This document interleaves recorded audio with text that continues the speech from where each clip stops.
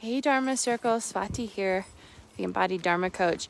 I've been sharing keys with you for your dharmic path, and today I want to share another dharmic key with you to help you clarify if you are fully aligned with your path and your purpose. Remember, this is the purpose of your soul, why your soul came here into this body, to the earth, and what it's here to accomplish.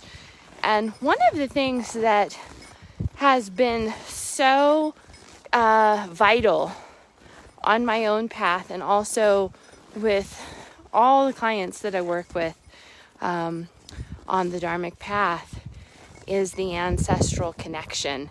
And this is a big missing piece for so many.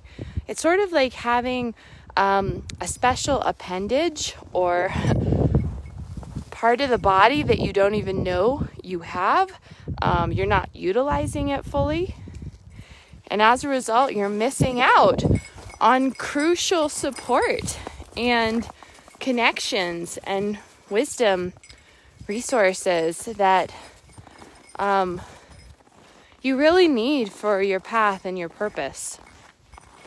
I like to remind people that 75% of your karma, and this is from a Vedic perspective, but 75% of your karma comes from your ancestors. So the way that I break that down is from a Jyotish chart perspective. When I'm looking at a Jyotish chart, I'm looking at mother's lineage, and this is biological, mother's lineage, father's lineage, as well as the overall karma of the soul. And that includes if you have any adoptive parents or people that have supported you in some way as you've grown, that's extra ancestral support. So in fact, 25% of your karma comes from your mother and your mother's lineage. 25% of your karma comes from your father and his lineage. And 25% of your karma comes from your soul and its previous incarnations. And then there's another 25% of your karma that has to do with the 9-month gestation period and the birth process itself.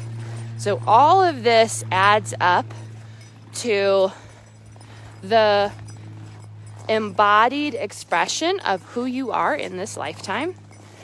And it's also what I think of in terms of epigenetically, what are you turning on, what are you turning off in this lifetime, based on what you've been handed. That's why we want to be really conscious about our shadow work and our grief work and the stuff that the challenging pieces that our ancestors have handed to us, because the bulk of what we are navigating in this lifetime is actually not even ours.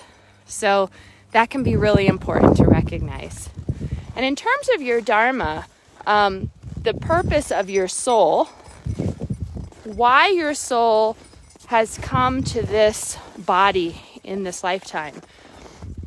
This is your dharma, your dharmic path.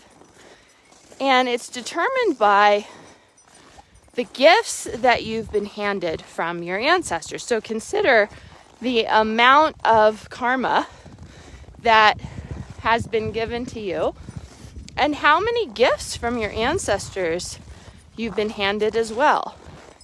When there's a lot of grief clogging the ancestral body, we may have no idea what these gifts are. We may have limited access to them. We may be resistant. We may just be cut off from these gifts and not know what they are. And that's actually pretty typical. That's something that I encounter a lot, actually, with sensitive, gifted women who are like, I don't even know why I'm here or what I'm doing here.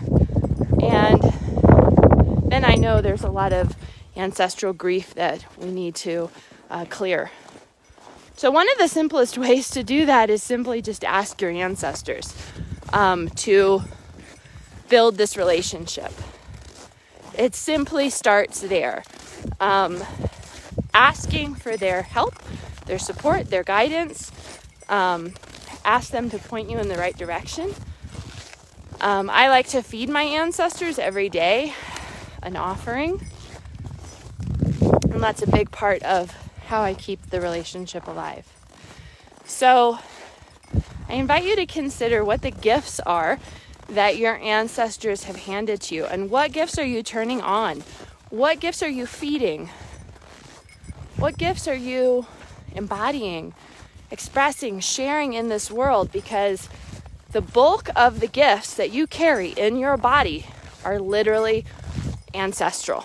So we want to stay connected to that.